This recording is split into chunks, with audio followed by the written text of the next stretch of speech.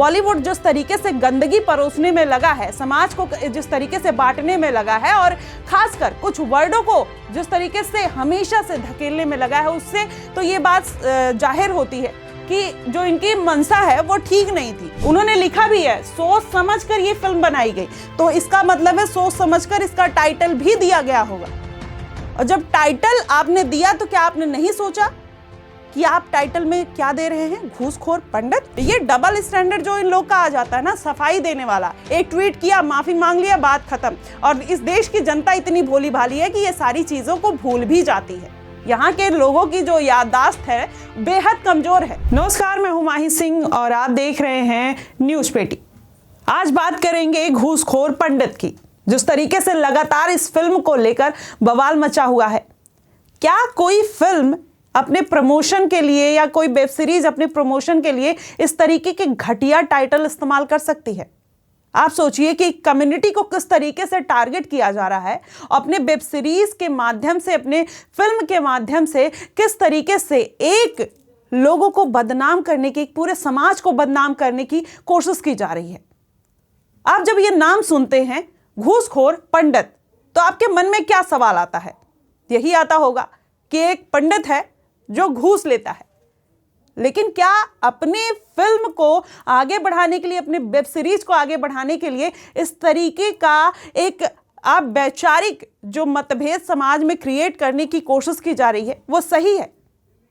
और सोचिए, इस फिल्म के जो डायरेक्टर हैं, जो राइटर हैं, सब पंडित हैं। जो मेन एक्टर, सबसे बड़ी बात, जो मनोज बाजपेयी हैं, वो खुद एक पंडित हैं। जो डायरेक्टर हैं वो खुद एक पंडित हैं, और जो राइटर हैं वो भी पंडित हैं। आप सोचिए कि किस तरीके से चीजें परोसी जा रही हैं। और आज ये पहली बार नहीं है, इसके पहले भी जिस तरीके से पोंगा पंडित एक मूवी आ चुकी है, उसमें भी इसी तरीके से पंडितों को बदनाम करने की कोशिश की गई।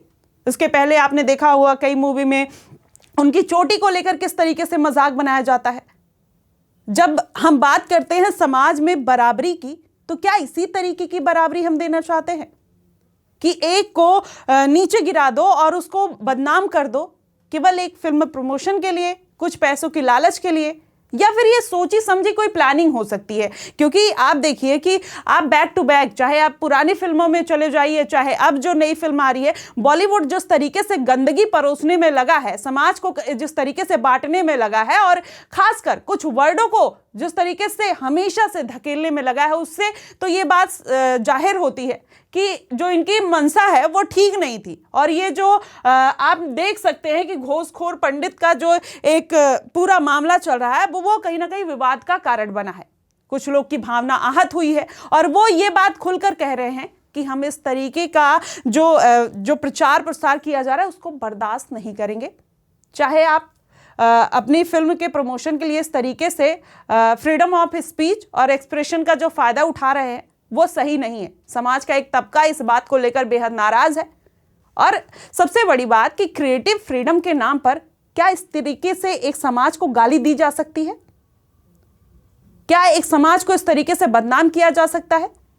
जब हम बात करते हैं बराबरी की, समानता की, तो एक कम्युनिटी को इस तरीके से टारगेट करने का मतलब क्या है? आपने देखा कुछ दिन पहले किस तरीके से भी स्पीचेस चल रही थी, तिलक तराजू और तलवार। आगे बोलने में भी शर्म आती है कि आखिरकार इस तरीके की मानसिकता आती कहां से है? ऊपर से ऐसी फिल्में बना दी जाती है जिससे समाज में द्वेष का कारण बने। और ये पूरी प्लानिंग के साथ आप जब कोई एक टाइटल लिखते हैं, आप जब एक मूवी का नाम सोचते हैं, तो उसके पीछे एक सोची समझी रणनीति होती है, एक लंबी प्लानिंग होती है। कोई मूवी बनती है, कोई वेब सीरीज बनती है, या फिर हम कोई स्पीच देते हैं, तो उसके पीछे एक लंबी प्लानिंग, एक सोच होती है। वो सोच आती कहां से है? किस तरीके के नारे लगाए जाते हैं? ब्राह्मणों को हमेशा से टारगेट किया जाता है। जो ब्राह्मण हमेशा से ज्ञान, अध्ययन और समाज का विस्तार करने में जिसका सबसे बड़ा योगदान रहा, उसको इस तरीके से कहीं ना कहीं इस बात की आड़ में लिया जाता है कि अरे डायरेक्टर भी पंडित है और जो इसके एक्टर है वो भी पंडित हैं, जो इसके राइटर है वो भी पंडित है।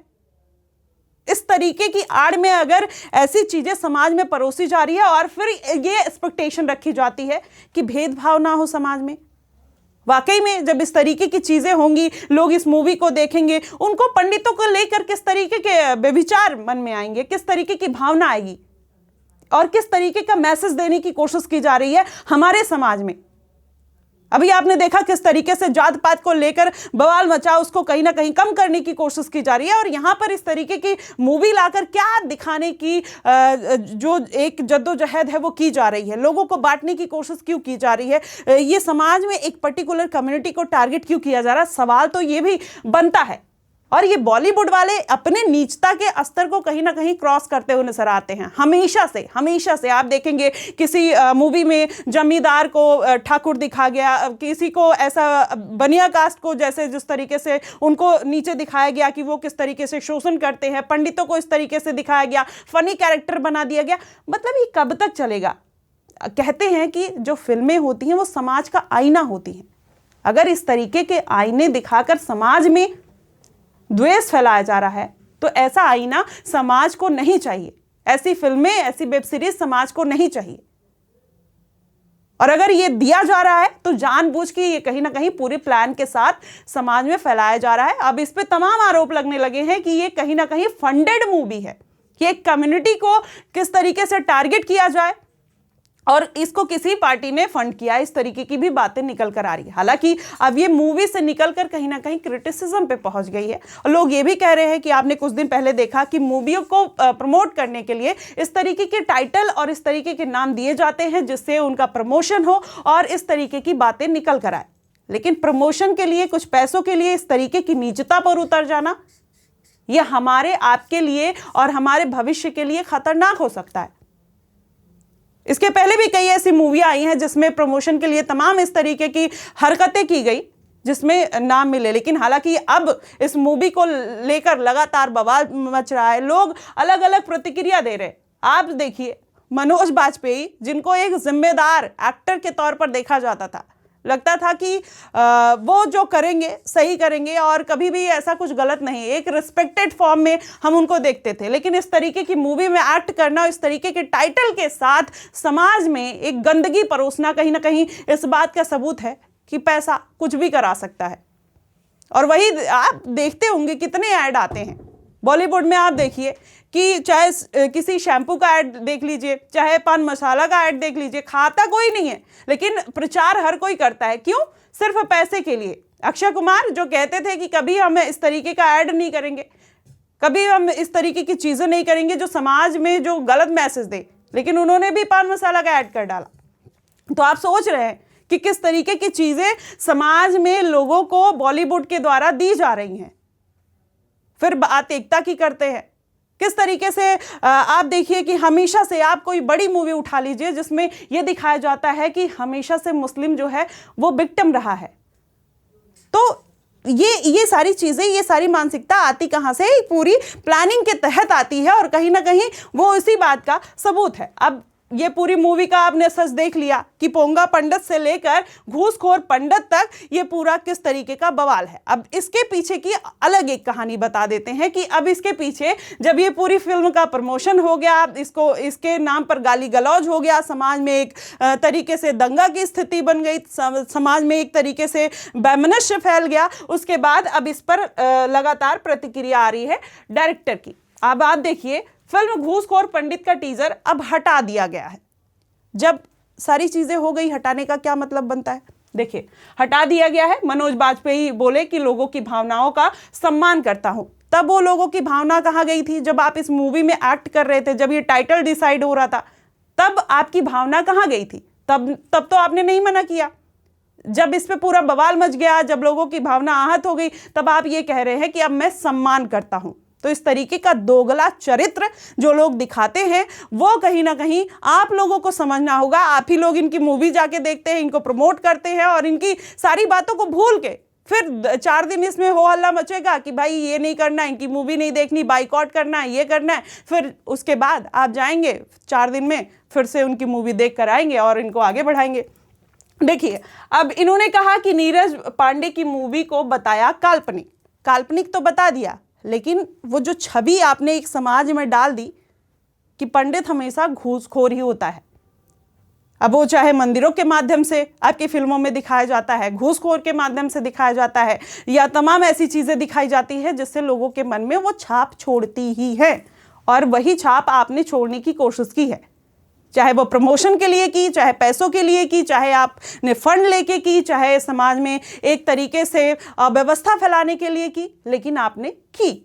लेकिन उसके बाद अब आप देख लीजिए, इन्होंने कहा है कि फिल्म जो है घूसखोर पंडित रिलीज से पहले विवादों में गिर गई है। फिल्म के टाइटल को लेकर ब्राह्मण समाज ने आपत्ति जताई। बढ़ते विरोध के बीच शुक्रवार को फिल्म के प्रोड्यूसर नीरज पांडे ने आधिकारिक बयान जारी कर फिल्म को पूरी तरीके से काल्पनिक बताया है।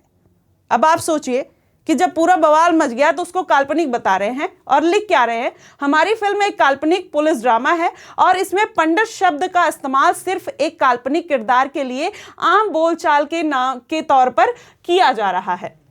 इस कहानी का फोकस एक व्यक्ति के काम और उसके फैसलों पर है। इसका किसी भी जाति, धर्म या समुदाय से संबंध नहीं है या किसी का प्रतिनिधित्व नहीं करती। अब आप सोचिए कि कभी भी आप मूवी देखने जाते होंगे तो आपको पहले यही एक टाइटल दिया जाता होगा कि इसका किसी भी व्यक्ति, जाति, धर्म और समुदाय से मतलब नहीं है। तो आपने एक कम्युनिटी को टारगेट कैसे किया? आपने एक कम्युनिटी का नाम क्यों डाला? आप जब बराबरी की बातें करते हैं, समाज में आईना दिखाने की बातें करते हैं, तो आप एक जो समाज के लोगों को इस तरीके से बदनाम कर रहे हैं।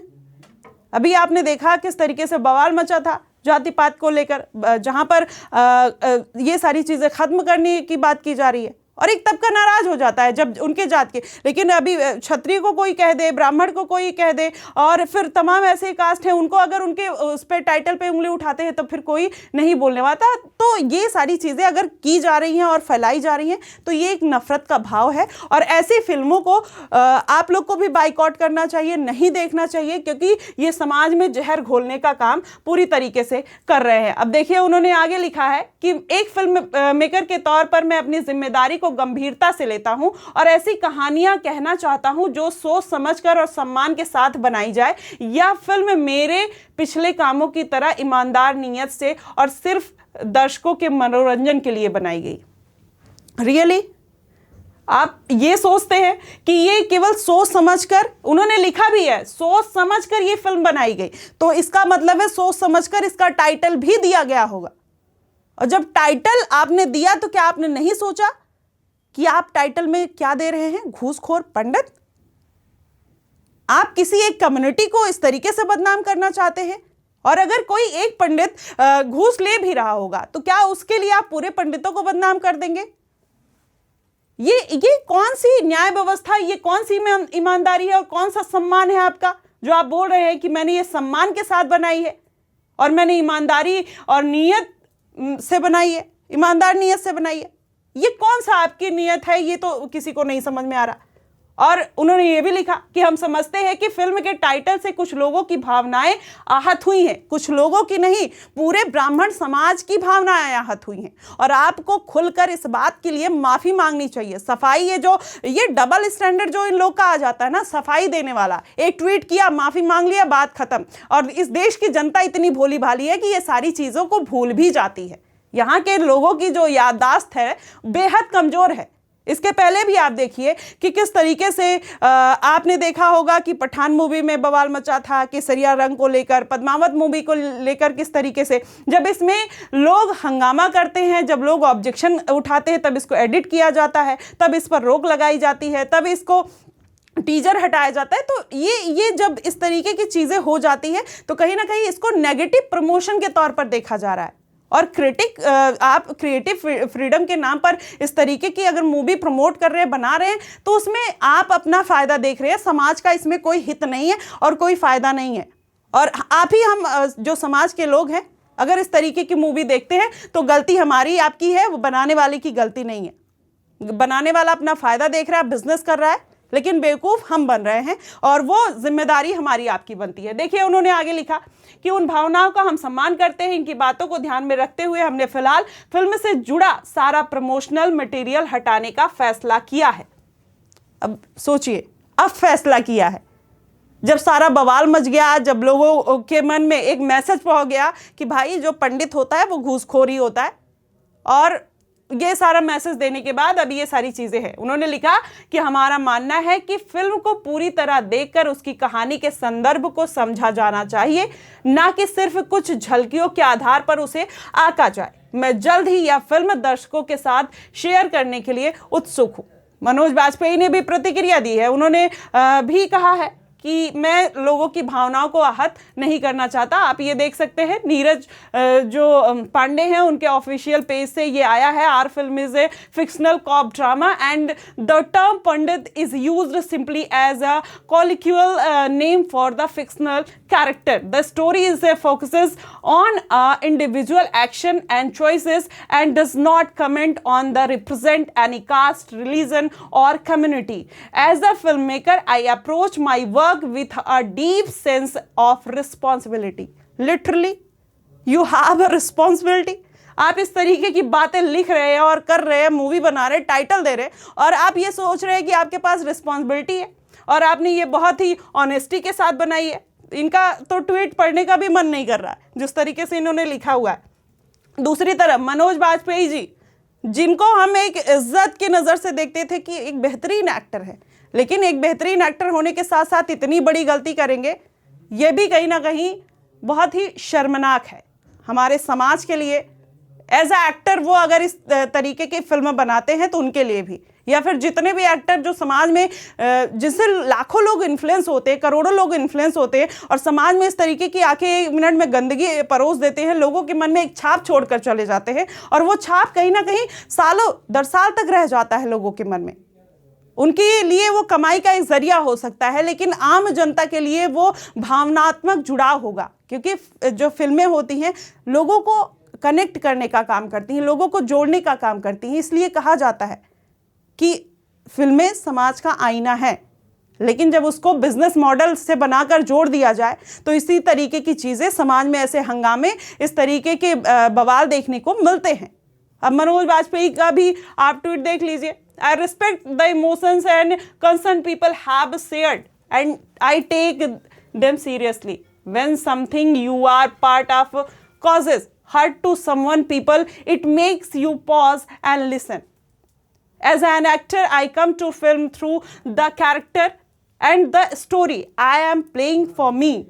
This was about prioritizing is a followed individual and his journey of self-realization. इस तरीके का उन्होंने एक ट्वीट किया है। लोगों से माफ़ी मांग ली, बात ख़त्म हो गई, मूवी चलेगी, आप जाएंगे देखने और वो सारी स्टोरी, कहानी वहीं की वहीं। लेकिन एक समाज को टारगेट कर दिया गया, उनको एक गाली के तौर पर इस फिल्म को प्रेजेंट कर दिया गया, उस पर एक माफ़ी मांग ली गई, बात ख़त्म। आप भी जाएंगे, मूवी देखेंगे, आप भी अपने घर आके सो जाएंगे और दिमाग में एक क्लियर इमेज बना लेंगे।